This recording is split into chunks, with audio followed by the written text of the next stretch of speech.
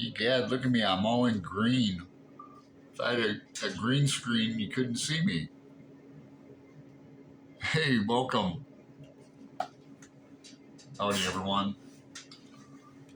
Last video, I talked about Martello Tower, where the first episode, Telemachus in Ulysses, takes place. You'd be going through the Gabler edition.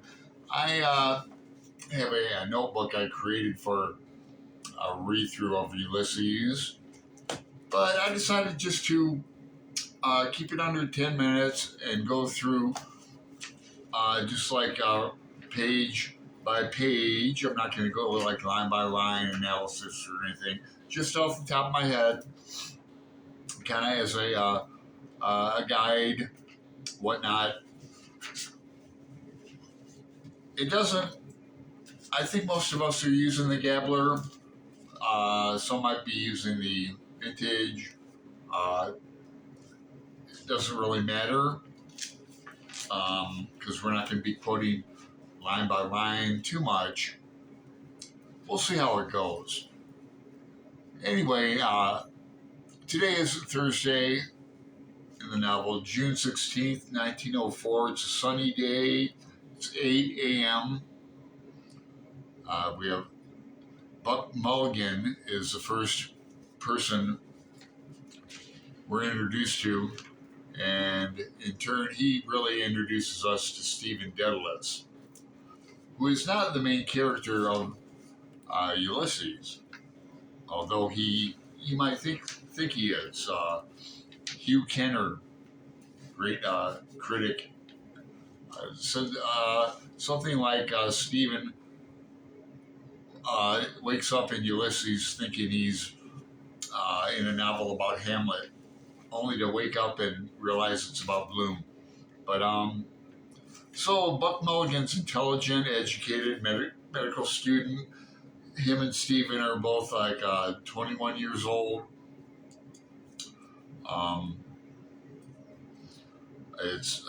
Excuse me if I repeat myself throughout this 2-month period, but Stephen, it's 4 months after Portrait of the Artist as a Young Man. Remember when Stephen gets a telegram from his father saying his mother is dying, come home?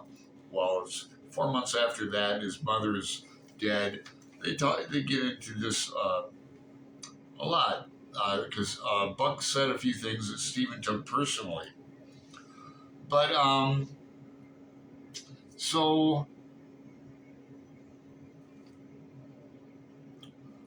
let's see. I might as well mention Bloom here.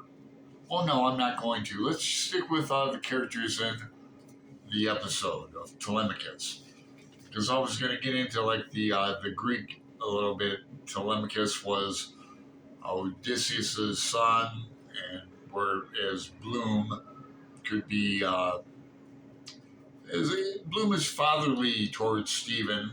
You know, Bloom is 38 years old now. I'm trying not to digress with things. I was going to digress into an Oscar Wilde comparison about age. I'm going to save that for another video. Thank me later.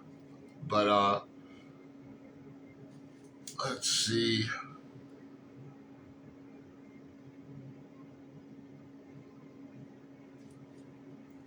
So it's a fixed era in time.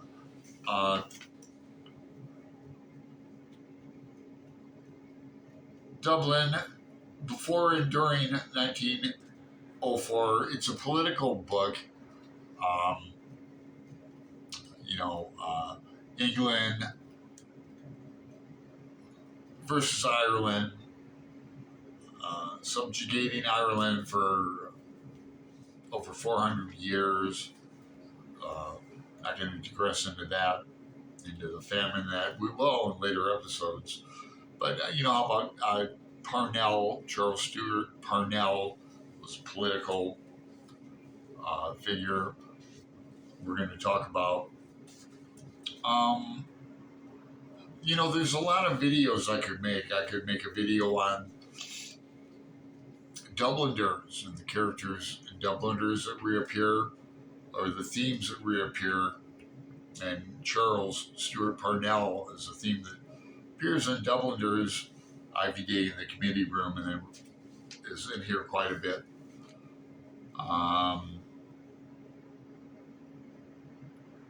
The new National Ireland,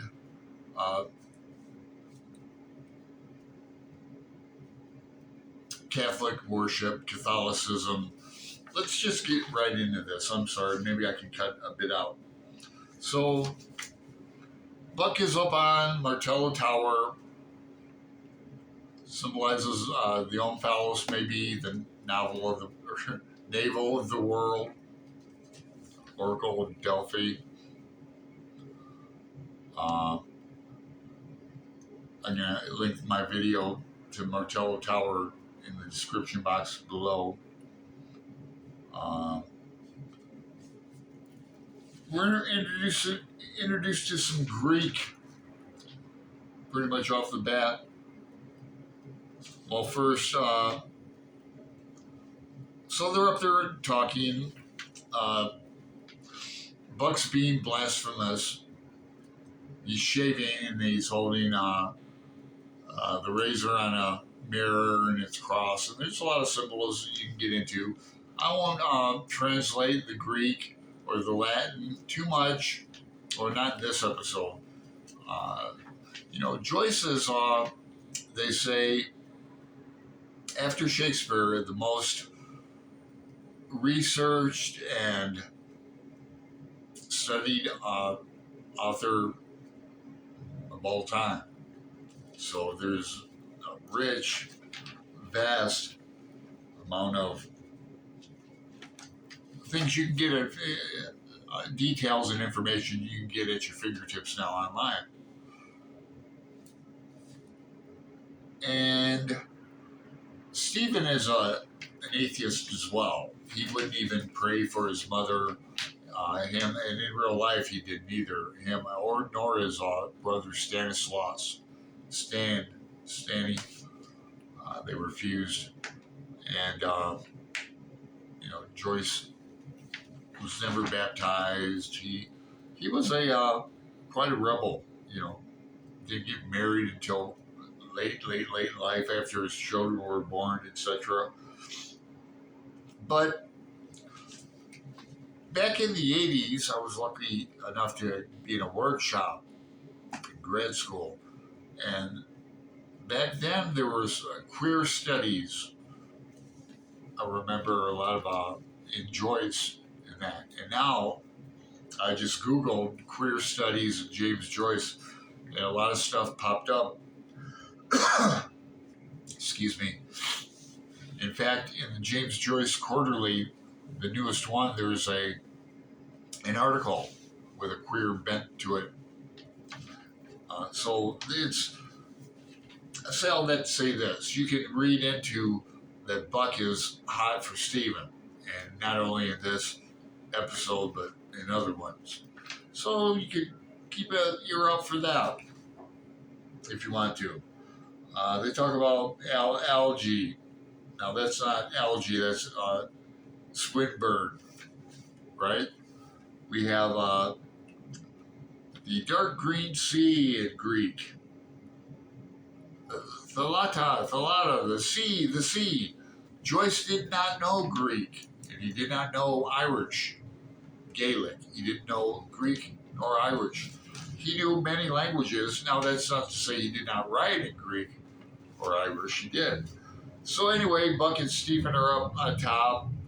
They go down to eat breakfast, and we're introduced to Haynes, they knew in real life. He's an Englishman, comes over, and he knows more about the history of Ireland than both of them combined,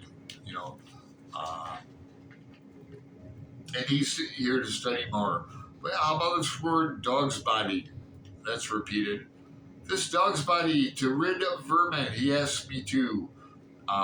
He's referring to Stephen as this dog's body. That just means a servant, and it comes off God's body, like that. here's the young fellows. Now, Buck he's all hot about, you must read the Greek in the original, Stephen. No, Joyce never did. Joyce, or Deadless, excuse me if I'll refer to out of habit or enthusiasm, I'll say Joyce when I meet Stephen sometimes. But, because they are close together. Where was I?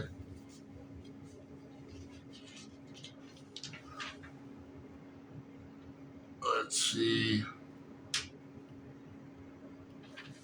Stephen is upset at Buck for several things. He doesn't like he called Stephen's mother, said something bad. I don't have it noted here exactly, but something beastly dead, you know, and he took offense to that.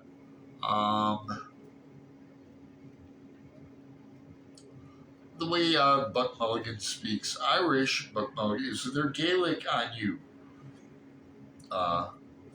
It seems we have the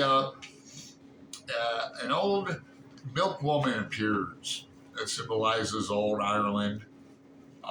Nobody speaks the language except for the Englishman Haynes. They talk about Shakespeare. Here's the old fellows again. Shakespeare comes up in an entire episode. Stephen has a theory about Hamlet. See, that Hamlet's godson is Shakespeare's godfather, and that he himself, Hamlet, is the ghost of his own father.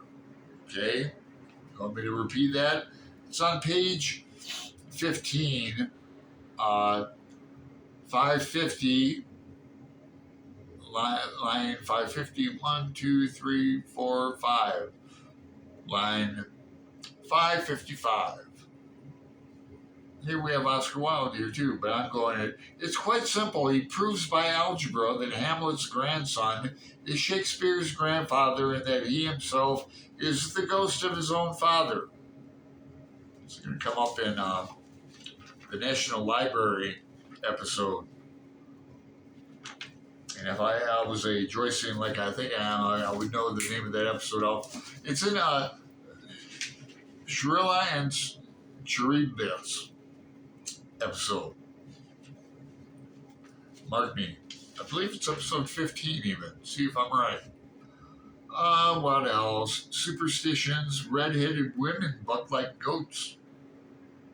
Good to know. Is she up the pole? That's slang for pregnant. Now I'm on page 18, and we're at the end. I probably kept it under 10 minutes. No, we're at 13. Usurper. Now, what does that mean? Buck has taken Stephen's key, the key. Now, Stephen's a guest of Buck's, so is Haynes. So Buck is, then they have a landlord, but Steve is not gonna, he gives him his key and he's gonna give him money. Well, Buck thinks he's gonna get some money to drink, but we'll see about that. Steven's not gonna return to Slick there. He's gonna take another road. So I'm sorry if this was confusing. If it was, tell me. If you have any questions, comments, I'll reply back to you. I appreciate it. So take care. Sláinte. Cheers. Talk to you later.